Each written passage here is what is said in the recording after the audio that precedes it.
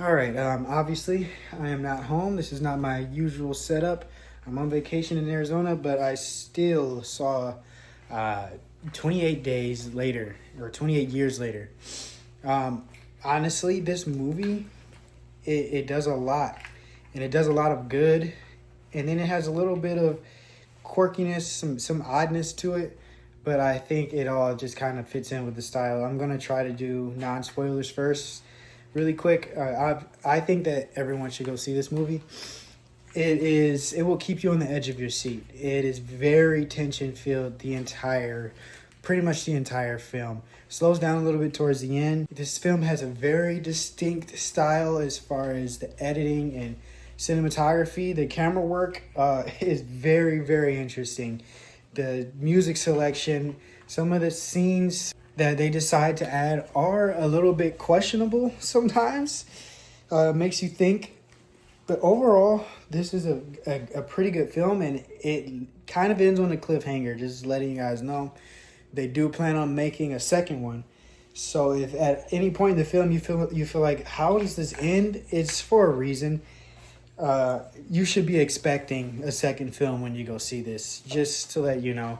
It was a little bit disappointing, but I'm honestly looking forward to the next film. If you just want, this is definitely worth the money, definitely worth the ticket purchase. If you want to just go see a fun, tension-filled, scary thriller movie, this is exactly what you need. Honestly, I'm surprised this didn't come out closer to Halloween, because it definitely had a Halloween spooky type of vibe at times. Some very interesting direction choices and filming choices as far as the editing and style and camera work goes. And I think it has a pretty decent story as well. Everything feels pretty grounded. Nothing is actually unbelievable. Even though it seems like sometimes the style of the movie may seem like it's supposed to be that type of movie, actually, no, it's not. Everything is pretty grounded and realistic. Characters make realistic decisions, realistic situations,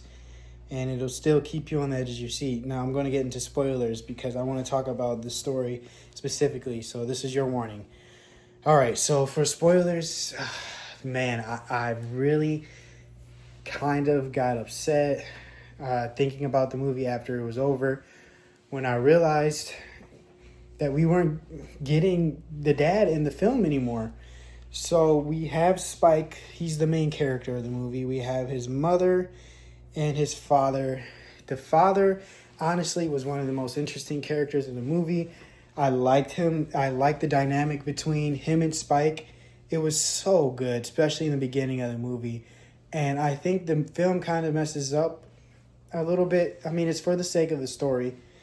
But man, they got rid of the dad, and I think that was one of the worst mistakes. The movie drops off just a little bit because their dynamic was awesome. And then when Spike is just really focusing on his mom, the movie gets a little boring at times. They could have cut some of this out, but it gets really interesting again when we get to meet the new character that comes in. I forgot his name, the blonde hair guy, the soldier, the Navy soldier. It's kind of funny how his story is and how he ends up on the island. It seems so ridiculous because the rest of the world has this technology and modern technology and the internet. I feel like this island with literally live zombies would not be a thing. It would not be a problem. They would have cleared this place out 28 years later, and they still are. This island is still in quarantine. Like, come on. Somebody would have came, took care of all the zombies, and I'm pretty sure it would have been wiped out by then. That place would be habitable at this point, or at least cleared out of all the zombies. But okay, that's one of the only parts of the movie where I had to suspend my disbelief. It's all right. I was able to forgive that pretty easily because it made for some interesting dialogue and some interesting scenes and some funny dialogue too. I was a little bit disappointed when I found out that his mom just simply had cancer. I thought my prediction was that she was going to end up breaking out and becoming a zombie towards the end of the movie and infecting that entire island. But no, that's not what happened at all. She just straight up has cancer. And so then that boy decides that he's going to be out on his own. And I was like, there's no way this kid is going to survive out here on his own. He's been struggling this much. He's barely been surviving, living by the skin of his teeth. But that's when they bring in the new characters that are going to be in the next movie. I forget the boy's name. Sorry, I'm being terrible with names tonight. But the boy from the beginning of the movie that watched his father die in the church is at the end of the movie. And those are the weird people that hang the zombies upside down and leave their little mark on them. And then I want to talk about my favorite scenes in the movies is when we get those alpha infected. Oh my goodness, those scenes are so good. And that's when the cinematography is really at its peak, especially that first time we saw the alpha and his little soldiers. And then the second time we see him, that dude looks like Jason Momoa. It's like, it literally looks like they took Jason Momoa and put him in zombie makeup and put a fake penis on him and just told him to go crazy. I literally thought that was Jason Momoa. But the alpha scenes are by far the best.